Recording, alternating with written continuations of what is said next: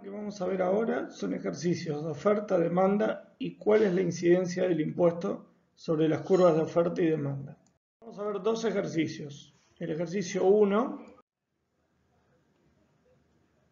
indica que la oferta y la demanda de un bien están definidas por las siguientes ecuaciones. P igual 100 menos Q, P igual 50 más Q.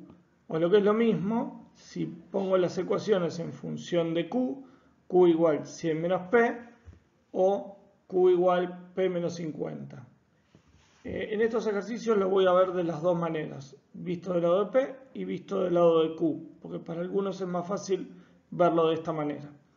Lo que nos piden es calcular el punto de equilibrio, cuál es el ingreso total derivado de las ventas, si el Estado define un impuesto de 10 pesos a las ventas, qué parte del insumo absorbe la oferta, qué parte absorbe la demanda y cuál es el excedente del consumidor, productor y la pérdida social. Como ya habíamos visto, el cálculo del punto de equilibrio es la igualdad de las dos curvas. Por lo tanto, el precio de equilibrio es 75 y el Q de equilibrio es 25. Ahora, ¿cuál es el ingreso total? El ingreso total es P por Q. ¿Qué P y qué Q es la pregunta? Q es la de equilibrio y P es la de equilibrio. Por lo tanto, el ingreso total es 75 por 25 igual 1875. Antes de calcular el impuesto a las ventas o los oferentes, debemos hacernos las siguientes preguntas. ¿Este impuesto afecta a la curva de la oferta o de la demanda? Como respuesta, vemos que un impuesto a las ventas lo que hace es afectar la curva de la oferta. ¿Este impuesto hace empeorar o mejorar la curva? Como hablamos de afectar, lo que hace un impuesto es empeorar la curva. Entonces, como conclusión, todo impuesto a las ventas siempre hace empeorar la curva de la oferta. Ahora, ¿cómo hacemos para que un impuesto a las ventas o a los oferentes empeore la curva de la oferta? Esta es la curva de oferta y la demanda y tenemos que hacer algo para que la curva de la oferta empeore. Recordemos que para que empeore tiene que moverse a la izquierda. Ahora, fijémonos en esto. Se generaría un nuevo punto de equilibrio, ¿sí? Y el nuevo punto de equilibrio hace que el precio suba y la cantidad baje. Entonces, yo lo dibujé del otro lado, la nueva curva con el nuevo punto de equilibrio, y si se fijan, lo único que hice fue sumarle el impuesto en la curva que está referida en función del P o restarle el impuesto en la curva que está en función de Q.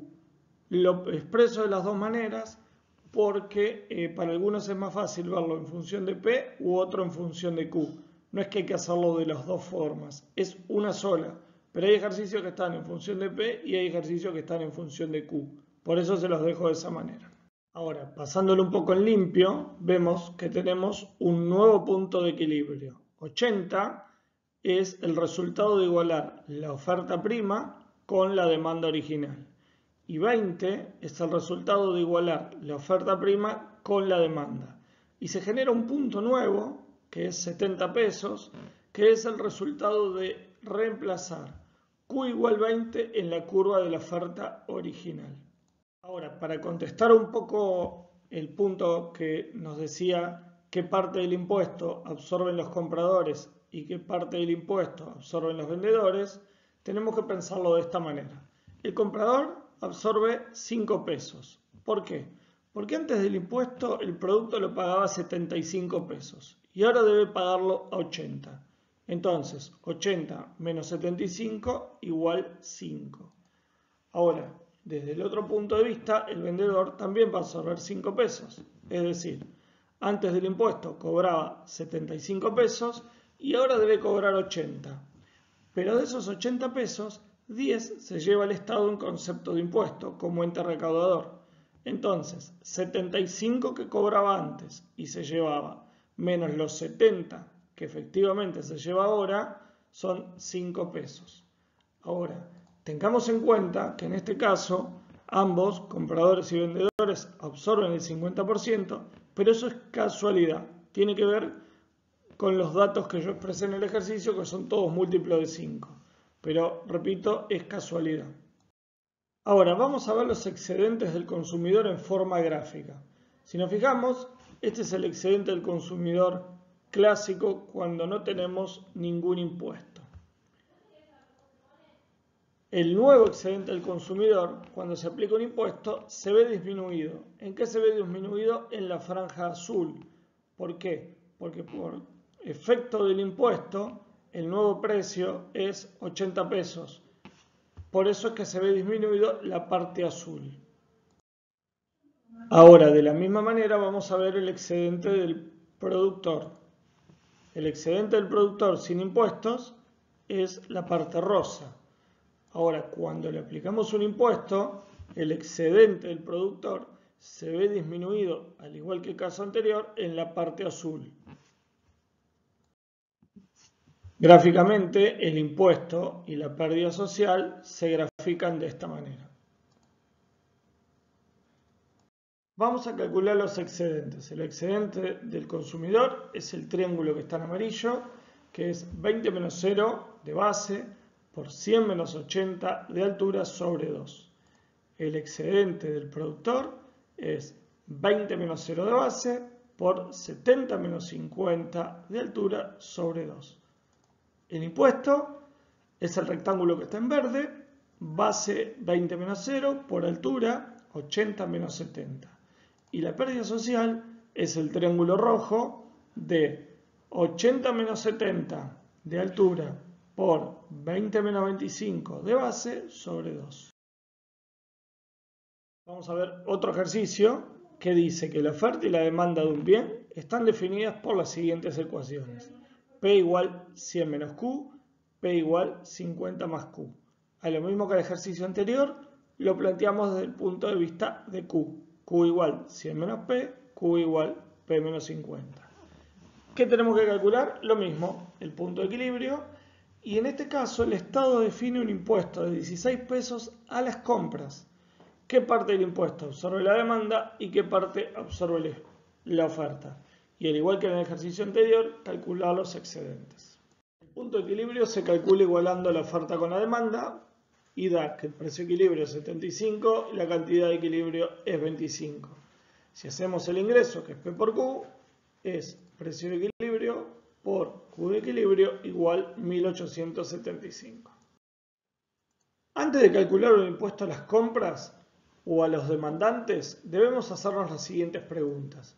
¿Este impuesto afecta a la curva de la oferta o de la demanda? Como es un impuesto a las compras, va a afectar la curva de la demanda. Ahora, ¿este impuesto hace empeorar o mejorar la curva? Todo impuesto hace empeorar las curvas. Entonces, como conclusión, un impuesto a las compras siempre hace empeorar la curva de la demanda. ¿Cómo hacemos para que un impuesto aplicado a las compras empeore la curva de la demanda? Para que empeore la curva de la demanda, la misma debe moverse hacia la izquierda. Por lo tanto, tenemos un nuevo punto de equilibrio que es producto de la intersección de la nueva curva de la demanda con la oferta. Si lo vemos desde el lado derecho, quedaría una cosa así. Ahora, ¿cómo hacemos para que esto se produzca? Tengo dos formas de verlo. Si lo miro desde el punto de vista de P, tengo que restar el impuesto. Y si lo miro desde el punto de vista de Q, también tengo que restar el impuesto. En este gráfico vemos el nuevo punto de equilibrio. 67 es el resultado de igualar la oferta con la nueva curva de la demanda. 17 es el resultado de igualar la oferta con la nueva curva de la demanda. Y aparece un nuevo valor, que es 83, que es el resultado de reemplazar la cantidad del nuevo equilibrio en la curva original de la demanda. Ahora, ¿cuál es el efecto del impuesto? Si vemos, el comprador va a absorber 8 pesos, es decir, antes del impuesto pagaba el producto a 75 pesos y ahora lo debe pagar a 83. 83 menos 75, 8 pesos. El vendedor va a absorber 8 pesos también, es decir, antes del impuesto cobraba 75 y ahora debe cobrar 83. Pero de esos 83, 16 se lleva el Estado. Entonces, 75 que cobraba antes, menos los 67, que es lo que efectivamente recauda, son 8 pesos. Al igual que en el caso anterior, que tanto vendedor como comprador absorban un 50%, es casualidad. Vamos a ver los excedentes, primero gráficamente y después los vamos a calcular. El excedente del consumidor sin impuestos es el triángulo en amarillo. El nuevo excedente del consumidor se ve disminuido por efecto del impuesto en la franja azul. De forma similar, el excedente del productor sin impuesto es el triángulo rosa y el nuevo excedente producto del impuesto se ve disminuido en la franja azul. El impuesto está determinado por el rectángulo en verde y la pérdida social está determinada gráficamente por el triángulo rojo. Ahora vamos a calcular estos excedentes. Recordemos que ese es el excedente del consumidor y es un triángulo de base 17 y altura 100 menos 83 sobre 2. El excedente del productor también es un triángulo de base 17, altura 67 menos 50 sobre 2. Como decíamos, el impuesto es el rectángulo en verde y la pérdida social es el triángulo en rojo. Bueno, espero que se haya entendido. Si no, cualquier cosita me preguntan. Muchas gracias.